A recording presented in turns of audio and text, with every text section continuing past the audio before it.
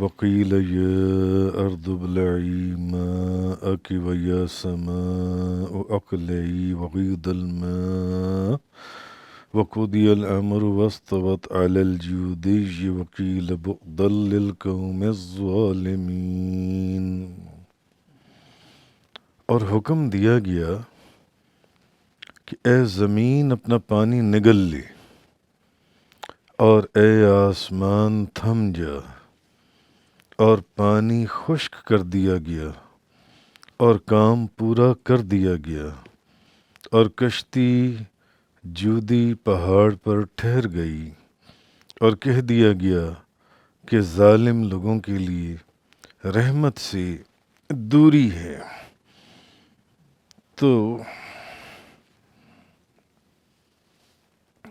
آج آیت نمبر 44 سے بیان ہے۔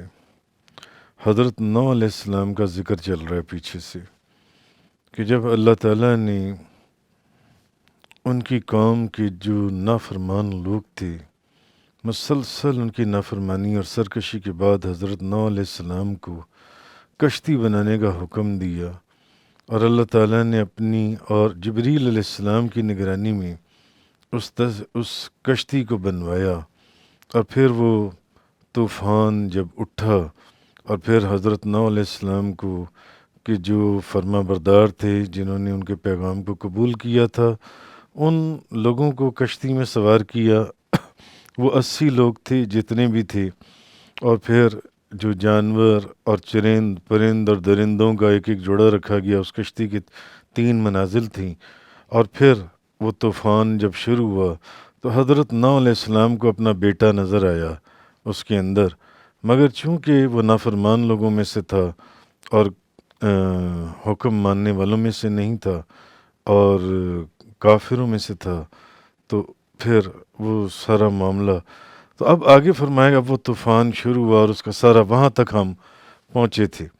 تو اب آگے فرمایا کہ اور حکم دیا گیا کہ اے زمین اپنا پانی نگل لے، اور اے آسمان تھم جا، اور پانی خشک کر دیا گیا اور کام پورا کر دیا گیا، اور کشتی جودی پہاڑ پر ٹھہر گئی، اور کہہ دیا گیا کہ ظالم لوگوں کے لیے رحمت سے دوری ہے۔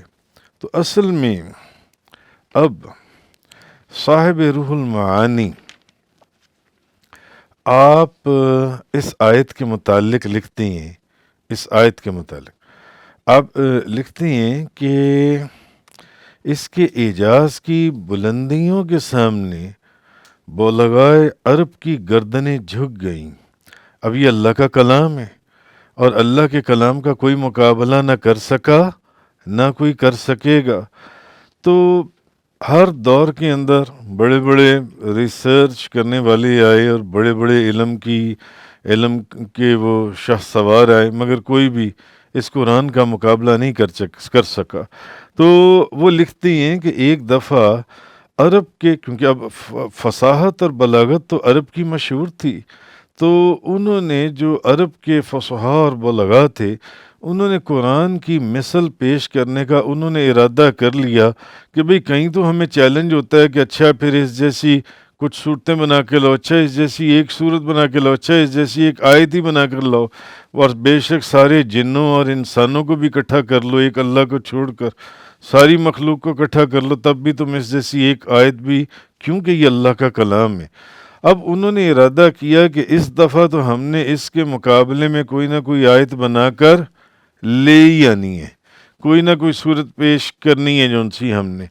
تو 40 روز تک انہوں نے بڑی محنت کی، بڑی وہ علامہ تفسیر روح المعانی والے لکھتے ہیں کہ 40 روز تک کباب اور شراب کی محفلیں اور فصاحت و بلاغت کی قوتوں کو تیز کرنے کے جو طریقے ہیں تو انہوں نے کیے، مگر اچانک وہ فرماتی ہیں کہ یہ آیت جون سی ہے ان کے کانوں میں پڑ گئی۔ وہ عرب کے جو بڑے بڑے فصحاء اور بلغاء تھے، اس آیت کو انہوں نے سن لیا۔ جب انہوں نے اس آیت کو سنا تو چونکہ وہ فصاحت اور بلاغت کا علم رکھتے تھے، انہوں نے اپنے اس آیت کو سنتے ساتھ، اس ایک آیت کو سنتے ساتھ جو ابھی میں نے آپ کے سامنے تلاوت کی، انہوں نے اپنی انہوں نے ہمت چھوڑ دی اور انہوں نے ہتھیار ڈال دی. انہوں نے کہا اس آیت کا جو ہے وہ ہم مقابلہ، یہ اللہ کا کلام ہے، اس کا مقابلہ کر ہی نہیں سکتے. تو ابن مکفع ایک ملحد جو عہد عباسی کا ایک بہت بڑا عالم اور اسکالر اور ادیب تھا، رائٹر تھا. تو اس کے متعلق مشہور تھا کہ اس کے اس شخص کی کہ فصاحت اور بلاغت کے اندر اس بندے کا کوئی مقابلہ کر ہی نہیں سکتا. اتنی اس بندے کا فصاحت اور بلاغت کے اندر ایک اس کا منا ہوا وہ بندہ تھا. تو اس نے بڑی محنت کے بعد اس نے ایک صورت بنائی تاکہ اس صورت کو قرآن کے مقابلے میں پیش کر سکے کہ لو تم کہتی ہو نا تو میں نے بھی ایک صورت بنائی ہے. تو ایک روز اس کا ذکر جو صاحب، یہ بھی روح المعانی والوں نے لکھا ہے. ایک روز اس کا ایک جگہ سے گزر ہو رہا تھا، تو وہاں مکتب میں بچے قرآن حفظ کر رہے تھے. تو وہاں پر بھی اس نے کسی بچے کو یہی آیت پڑھتے ہوئے سنا، یہی والی آیت پڑھتے ہوئے سنا. جب اس نے یہ آیت سنی تو اس کے اوپر ایک سختہ سا طاری ہو گیا. کیوں؟ فصاحت اور بلاغت کا علم رکھتا تھا. اس کے اوپر ایک سختہ طاری ہو گیا اور وہ دم بخود ہو گیا اور وہ الٹے پاؤں واپس گھر پہنچا. اور اس نے وہ جو ایک قرآن کی اس نے جو ایک صورت بنانے کی کوشش کی تھی، اس نے تختی یا وہ جو تحریر تھی وہ اس نے دھو ڈالی اور اس نے کہا کہ اس کلام کا مقابلہ جو ہے یہ ممکن ہی نہیں ہے، یہ ممکن ہی نہیں ہے. تو اس آیت کے اندر وہ جو جس پہاڑ کا نام آگے جو بیان ہوا جون سے، تو وہ موصل کے قریب جبل ارارات کی ایک شاخ ہے. کہتی ہیں کہ محرم کی 10 تاریخ اور جمعے کا دن تھا جب آپ کی کشتی اس پہاڑ کی چوٹی کے اوپر جا کر رکی. آپ کی حضرت نوح علیہ السلام کی کشتی جون سی ہے. تو اب یہ وہ آیت جو میں نے آپ کے سامنے تلاوت کی، وکیل یا ارض ابلعی ماءک ویا سماء اقلعی وغیض الماء وقضی الامر واستوت علی الجودی وکیل بعدا للقوم الظالمین. یہ وہ آیت ہے جس کے سامنے عرب کے فصحاء اور بلغاء اور اس جیسا اسکالر جس کا فصاحت اور بلاغت میں کوئی مقابلہ نہیں کر سکتا تھا. جب اس نے یہ آیت سنی وہ اس پر سختہ طاری ہو. کیوں؟ عام بندہ اس آیت کو کہے گا ایک ہی طرح کی آیتیں چل رہی ہیں، مگر جو اپنے فن کے اندر ماہر ہوتا ہے اس کو پتہ ہوتا ہے کہ نہیں میں اس کا مقابلہ نہیں کر سکتا. جیسے فرعون کے جادوگروں نے موسیٰ علیہ السلام کے سامنے ہتھیار ڈال دیے.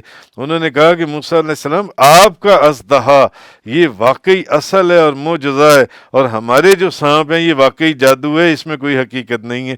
اس لیے وہ سارے جادوگر کلمہ پڑھ کر ایمان لے آئے اللہ اور اس کے نبی کے اوپر. تو اسی طرح یہ بھی فصاحت اور بلاغت میں ایک علم رکھتا تھا. تو اس نے کہا کہ بالکل یہ ایسے ہی ہے.